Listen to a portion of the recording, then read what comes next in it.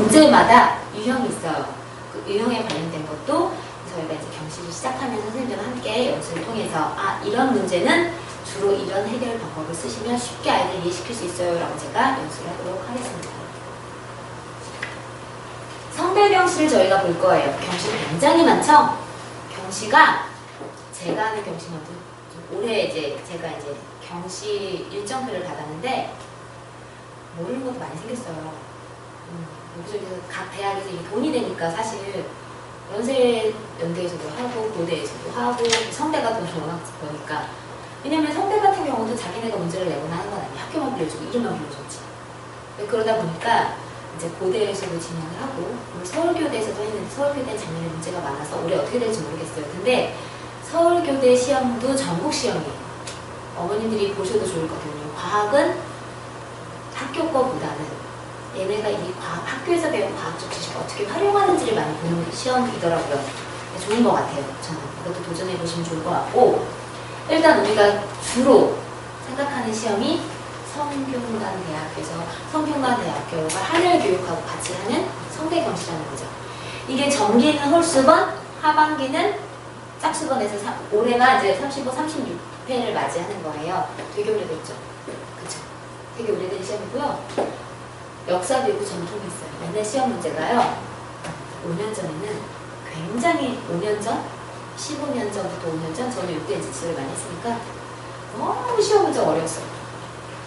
그러니까 초등경시를 하면서도 고등학교 선생님들이 이거를 풀어야 되는 정도로 어려웠었어요.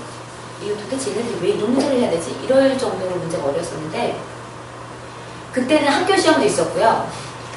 그리고 경시대회 특정이 있었어요. 대학 입시. 그러니까 아무나 다 입상을 하면 안 되는 시험이었어요. 그렇기 때문에 꼭 KMO라든지 그러니까 국가를 대표한 올림피아드를 나가기 위한 아이들이 미리 공부하는 시험이었고요.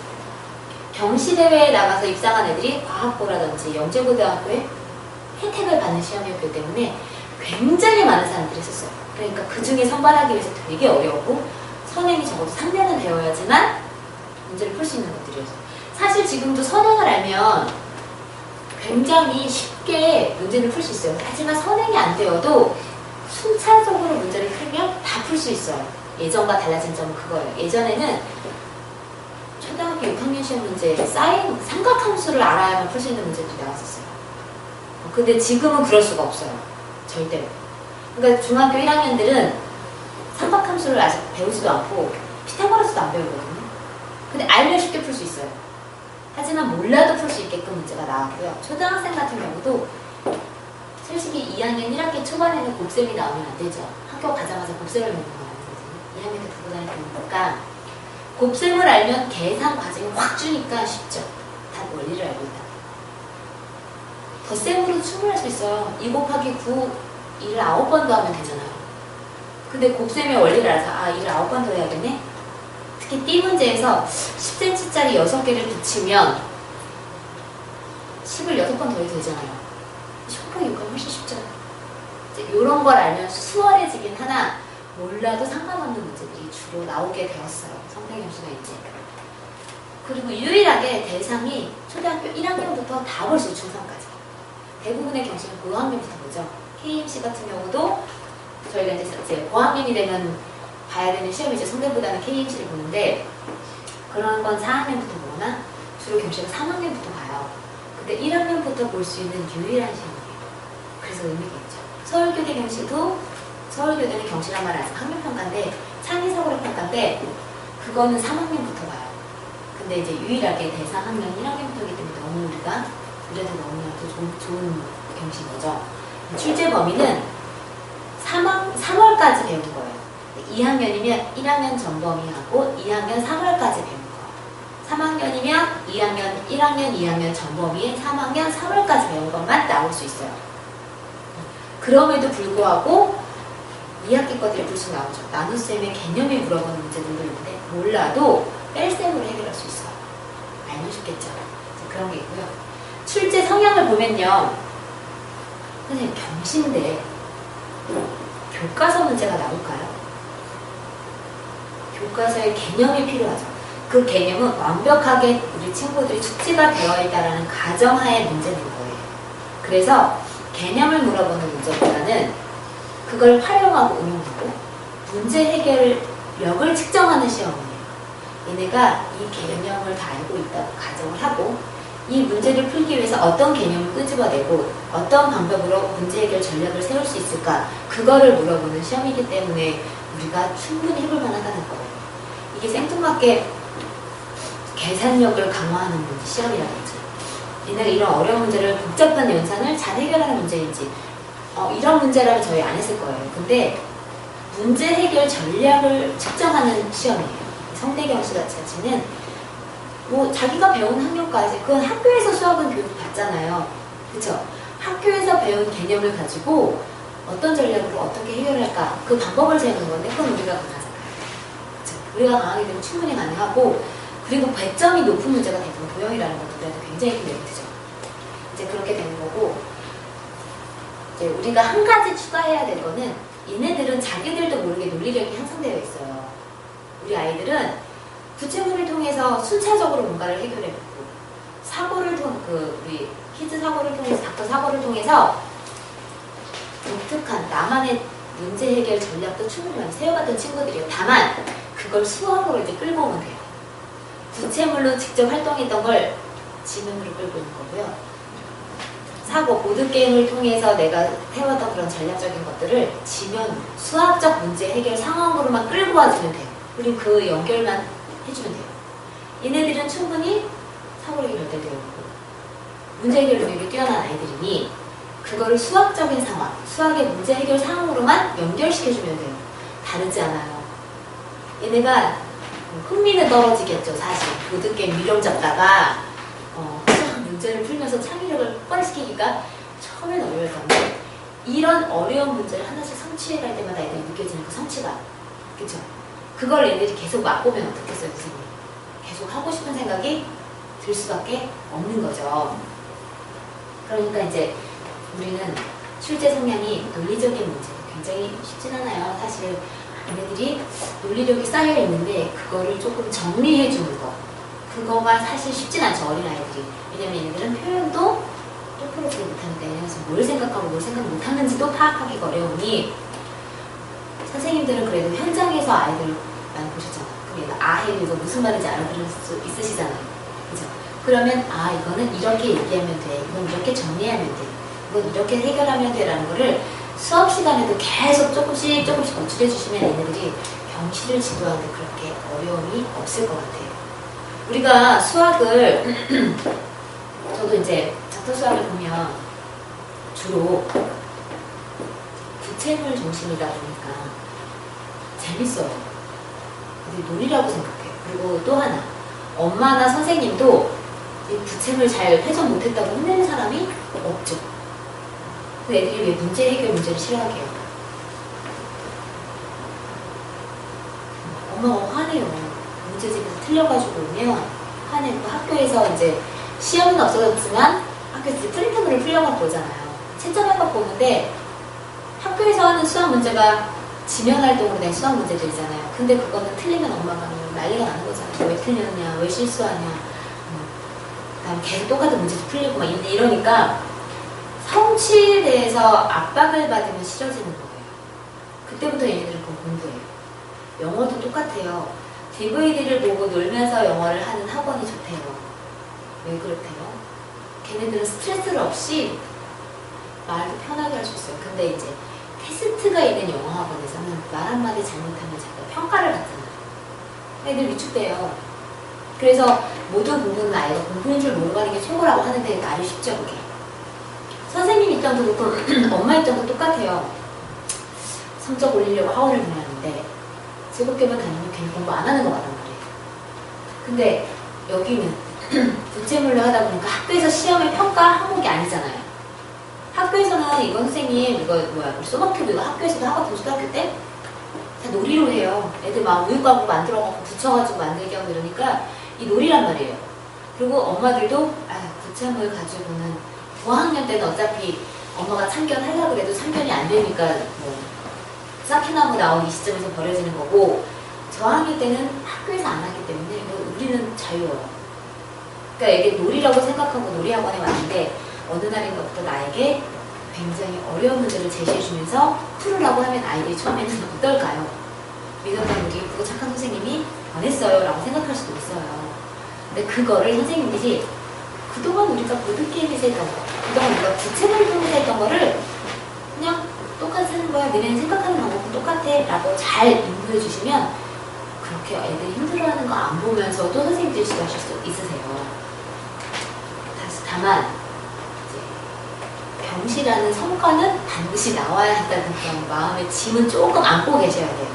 하지만 그 짐은 성취가 나오는 날 선물로 돌아오죠. 그죠? 병시의 출제 범위를 보면 개념을 묻거나 절차를 묻거나 추론 능력을 묻거나 문제 해결 능력을 묻는다는 큰 목표하에 성대 그 하늘교육에서 만들어낸 시험인데요. 개념적 지식이 대점 2점짜리 문제, 단순 연산 문제, 얘가 덧셈을 알고 있는지, 수학적 기호를 이용할 수 있는지, 도형을 변별할 수 있는지 이 정도 문제가 나와요.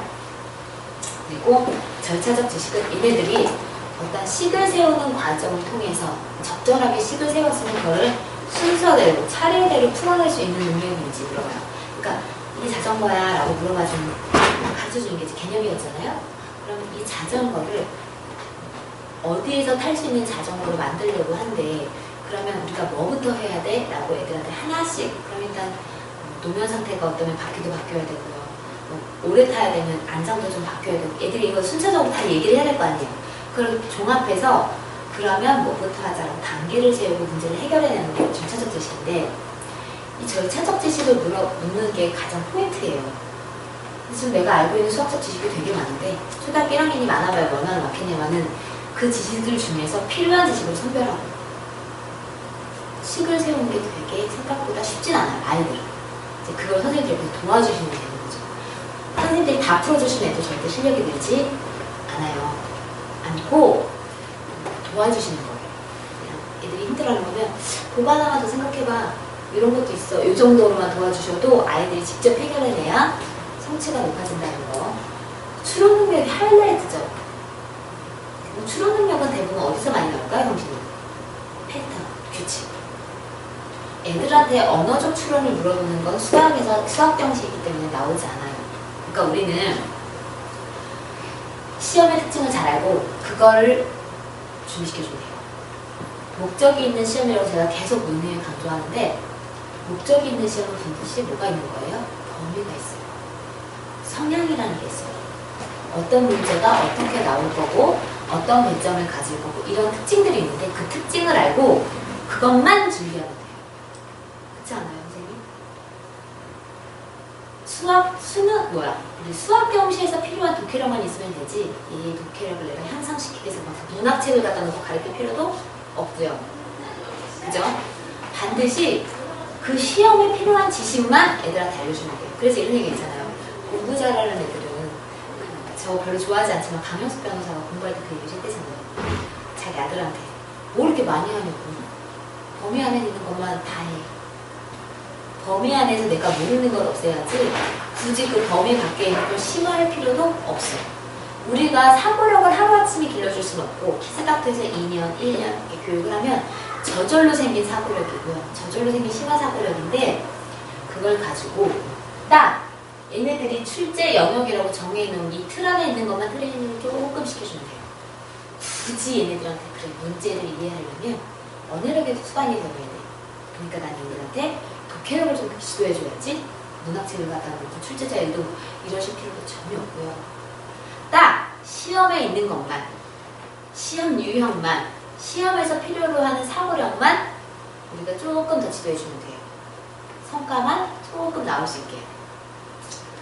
문제 해결 능력은 이거는 뭐 2점짜리든 3점짜리든 4점짜리든 5점짜리든 다 필요한 능력이죠.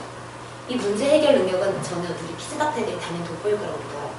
왜냐면 우리 닥터 사고 걔네들은 계속 문제 해결을 하면서 전략을 세우는 거죠. 이기려고도 하고 지면 내가 뭐 때문에 접근하고 한 번 되돌아보게 되고 이게 수학의 장이 아니었기 때문인데 수학의 장으로 돌아오는 그 수학으로만 돌렸을 때 익숙해지기만 하면 걔네들을 이길 애들이 없을 것 같아요. 저건 경험을 통해서밖에 얻어낼 수 있는 게 아니잖아요. 그쵸?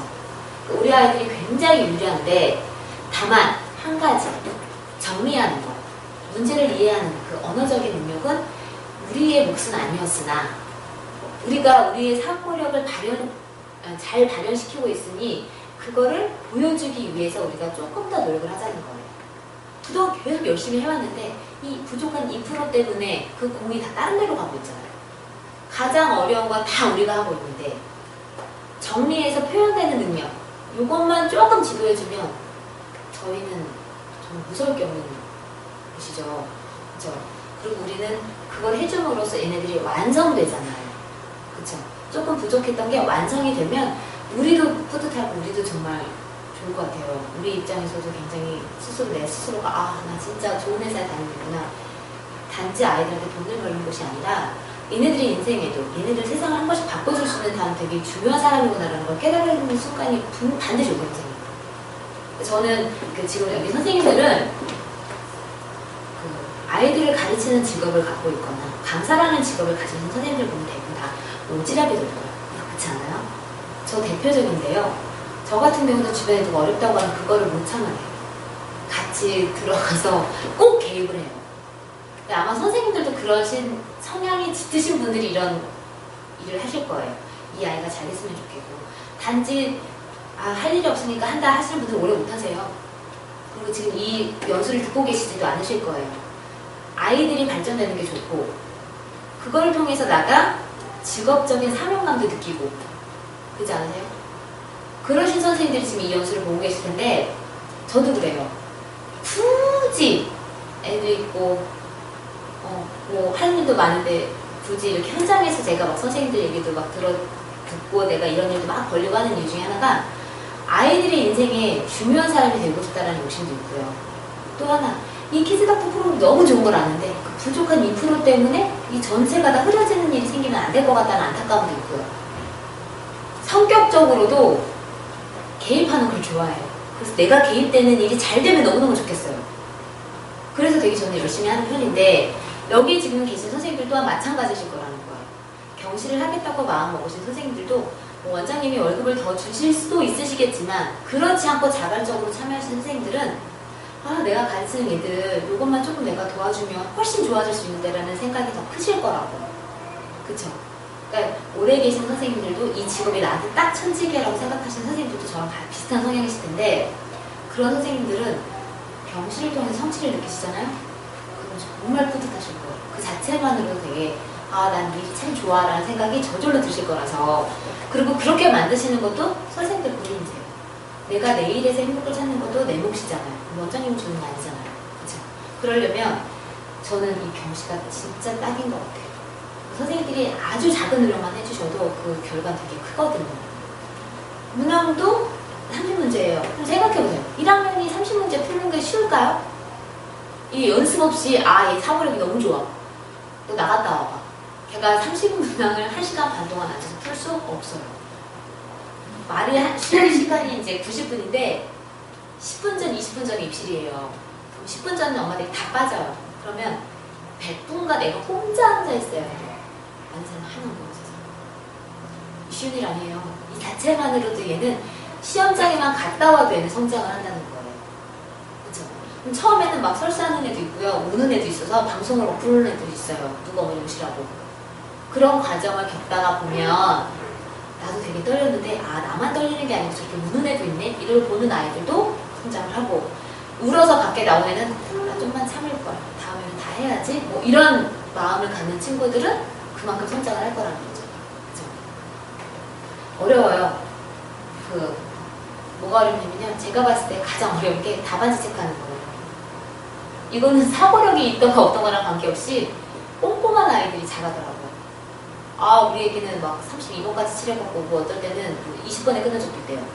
이게 OMR 카드는 연습이 반드시 되어야 되고요. 저는 애들 그냥 다 잘하는 줄 알았어요. 초등학생들은 그렇지가 않더라고요. 이것도 연습을 반드시 하셔야 되는데 이것도 저희가 회사에서 준비해 놓고 있을게요. 프린트해서 쓰실 수 있도록 OMR 카드를 저희가 지원해 드리도록 할 테니까 문제 어지간하면 기출문제 풀거나 실전 모의고사 할 때는 다 OMR 카드에다 직접 해볼 수 있게끔 선생님들 지도해 주세요. 어려운 거더라고요. 생각보다. 성대경시는 학년별로 준비하는 게 달라야 돼요. 주로 30문제를 90분 안에 해결을 해야 되는데 마킹하는 시간하고 그쵸? 그 시간을 빼면 한 문제가 3분 안쪽으로 해결이 되어야 되는 거죠. 제가 봤을 때 2점짜리는 1분 30초 안에 해결이 되어야 되고요. 고배점을 쓸수록 시간이 늘어나고 OMR 카드 체크하는 게 10분을 봐야 돼요. 중간에 틀리면 손을 들면 교체를 해줘요. 애들이 화이트를 못 쓰기 때문에. 그럼 처음부터 다시 다 체크를 해야 되잖아요. 그러니까 10분 전에는 OMR 카드 문제를 다 풀고 OMR 카드를 써야 돼요. 그렇게 연습을 시키셔야 돼요. 보면 어떤 애들 1번 풀고 여기 쓰고 이렇게 하고는 더 오래 걸리더라고요. 시간이. 그러니까 10분 전에는 무조건 문제를 끝내놓고 10분 동안 천천히 OMR 카드를 체크하게. 그래야 빠진 문제가 보이더라고요. 중간에 분명히 애들 건너뛰는 문제들이 많거든요. 그거를 확인하는 방법이 문제를 끝까지 풀어놓고 OMR 카드로 확인하는 방법이 있어요. 이제 그렇게 지도를 해주시면 되고요. 내가 할 수 있는 문제부터 풀어야 돼요. 경시대회는 우리는 경시를 통해서 아이가 성장하는 게 제1 목표이기는 하지만 제2 목표는 성과거든요. 성과기 때문에 애들이 할 수 있는 문제부터 풀어야 돼요. 완벽하게. 내가 아는 문제, 할 수 있는 문제를 먼저 풀고 실수 없고 정확하게 빨리 풀어내고 그리고 남은 시간에 할 수도 있을 것 같은 문제에 접근하는 거고 못하겠는 건 과감하게 찍어야 돼요. 근데 성격적으로 그거 안 되는 애들이 되게 많아요. 찍으면 죄 받을 것 같고 이러거든요. 근데 그래서 어려운 문제부터 풀려고 하는 애들인데 그럼 절대 경시는 안 돼요. 이게 그 점수 간의 문제의 난이도가 확 달라져요. 30번하고 1번은 이걸 도대체 같은 학년이 풀어야 돼? 이러는 문제란 말이에요. 그러니까 아는 문제, 나는 연산을 정말 실수를 잘하고 싫어해. 그런 친구는 그 뒤에 딱 직관으로 나는 문제 푸는 걸 좋아하는 애들은 직관으로 해결할 수 있는 문제 먼저 빨리 정확하게 해결해 놓고 그리고서 이제 할 수 있는 문제들 내가 조금 노력하면 할 수 있는 문제를 풀고 그리고서도 시간이 남으면 해볼직한 문제라든지 아니면 싫지 않은 문제로 순서를 정해서 해야 돼요. 어려운 문제 중에서 나는 경우의 수 문제를 너무너무 싫어해. 어떤 문제는 도형이야. 난 차라리 도형이 낫겠어. 어려워 보이지만 이거 그런 게 확실히 맞는 확률이 높더라고요. 생뚱맞게 실험 문제부터 하는 거는 절대 아니고요. 경시를 준비하는 거에서는 일단 제일 먼저 뭐냐? 시간 배분. 그러니까 연습을 기출 모의고사를 하거나 실제 모의고사를 하거나 기출을 풀 때는 시간 제한을 반드시 엄격하게 하셔야 돼요. 10분 전에. 80분 시험이라고 생각하고 문제를 풀 수 있게 해서 100점이 낮은 문제가 쉬운 문제죠, 주로. 그러니까 애들이 할 수 있는 문제부터 빨리 풀고 그 다음에 어려운 문제, 이렇게 순서대로 못하겠는 문제는 과감히 포기하고 차라리 OMR 카드에 성실히 임하는 게 나을 수도 있어요.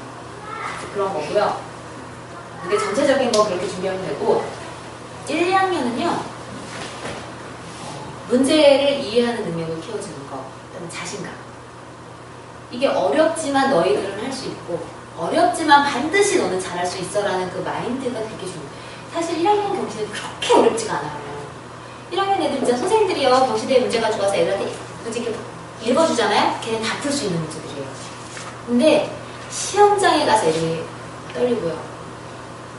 환경이 너무 낯서니까 이게 나는 생각 할 수 있는 문제도 생각을 못 해내고 있거든요. 그런 거를 조금 없애주는데 특히 전반기 시험은 정기 시험은 그거를 목표로 하셔야 되는 게 맞아요. 애들이 1학년, 2학년은 너무 어려워요. 1학년 때 시험을 한 번도 안 본 친구 2학년 때 가도 똑같아요. 알록달록 예쁜 학원만 다니다가 중학교 혹은 대학에서 시험을 보다 보니까 애들이 무서움을 느끼고 공부를 조금 느끼더라고요. 그러니까 이제 그런 거 너는 할 수 있다는 자신감. 또 하나 연산을 조금 정확하게 하는 것도 필요해요. 이게 주로 얘네들은 더하기 빼기에 관련된 문제만 나오는데 틀리면 너무 안타까운 것들인 거예요. 왜냐면 얘네들은 두 자릿수, 세 자릿수 연산도 안 나오고 끽해봐야 한 자릿수 연산인데 그거를 틀리는 거는 말이 안 되는 것 같아요. 근데 얘네들은 대수 파트의 영역 문제가 다 단순 연산이에요. 문제만 이해할 수 있으면 누구나 쉽게 풀 수 있는 문제들인데 거기에서 감점을 당하는 애들을 보면 주로 단순 연산에 실수를 하거든요. 그런 거 정확하게 하는 게 1학년은 경시의 포인트예요. 준비의 포인트. 이제 2학년만 해도 OMR 카드 느낌 하나가 추가가 되더라고요. 갑자기 OMR 카드에 이제 마킹을 해야 되니까 심적으로 부담스러운 거예요. 10분 전에 끝내야 돼. 1학년 때는 더 쉬운 문제를 90분 동안 풀었는데 2학년부터는 더 어려운 문제를 10분을 줄여서 문제를 풀어야 되는 거예요. 그게 신원관리가 이제 이때부터 시작이 되는 거죠. 사실은. 그래서 2점, 3점짜리는 틀리지 않고 정확하게 해결해내는 그 능력을 키워주고 봐서 4점짜리는 될 수 있는 친구들한테는 풀려주시고 아닌 친구들은 과감하게 4점부터는 아는 것만 풀어. 실제 연습을 할 때도 4점짜리 니네들이 할 수 있는 것만 풀어라고 지도를 처음에 해주시는 게 좋아요. 그래서 이렇게 지면 활동으로 하는 게 익숙해지면 그때는 모든 친구들이 4점짜리는 다 접해볼 수 있게끔 해주시고, 그리고 이제 5점짜리는 할 수 있는 친구만 하다가 또 4점짜리가 대부분의 친구들이 다 맞아지면 그때는 5점짜리를 전부 다 풀리고 5점에서 할 수 있는 것만 하자. 각자 선택해서 이제 그런 식으로 하면 2학년까지도 경시는 문제가 없고요. 3학년 경시는 사실 좀 어려워요. 3학년 경시는 수학적으로도 이제 조금 깊이감이 생겨요. 그런데 2학년까지 준비를 좀 했던 친구들은 3학년 경시가 어렵다고 잘 안 느껴요. 근데 이제 그 전국적인 지표가 있죠. 평균. 1학년은 평균이 막 60점대, 70점도 나와요. 장려상을 받으려면 80점은 돼야 되는데 홍대 경시도 전반기가 되면 70점대로 떨어지고 2학년이 되니까 60점대도 안 되고 그러더라고요. 그러다가 이제 3학년이 되면 30몇 점 뚝 떨어지죠. 평균이. 그 왜 그럴까요, 선생님? 1점, 2점, 3점짜리 문제를 무시해서 그래요, 걔네들이. 2점, 3점만 다 맞잖아요? 그게 50점 되는 거예요. 근데 걔네들은 그 문제를 건너먹어요. 그리고 걔네들은 나 좀 경시 좀 해본 사람이야 이러면서 그 고배점 문제에 집중하죠. 그러면 본인이 수학적 머리는 좋아질 수 있으나 점수는 안 나오는 거죠. 그러니까 대상을 받고 수상자들 점수는 그렇게 큰 편차가 없는데 평균은 쭉 떨어지는 거예요. 보면. 그러니까 우리는 그런 거에 연연하지 말고 수상받는 애들 점수를 맞춰서 이제 절대 초심을 잃지 않고 2점, 3점은 정확하게 다 맞고 4점은 반 이상 맞고 5점은 한두 개만 맞자라고 나가도 반드시 입상해요. 그렇게 우리가 준비를 해주시면 되고요. 출제 유형을 보면 당연히 그렇죠. 어린 친구들은 수학적 개념을 묻거나 단순 연산을 물어보는 게 많이 나오고 문제력, 해결력은 어떤 데서 많이 나오면 실생활에서 애들이 쓸 수 있는 문제. 좋은 수학 문제 특징이래요. 그 수학자가 얘기를 하는데 애들의 사고력을 실장시키는 수학 문제가 추론 문제 아니면 문제 해결 문제고 절차가 복잡한 문제, 실생활에서 사용 가능한 문제들이라고 하더라고요. 그래서 경시 또한 그렇게 출제가 되어 있어요. 그리고 이제 보면 제가 이거는 이제 자료인데요. 자료를 보면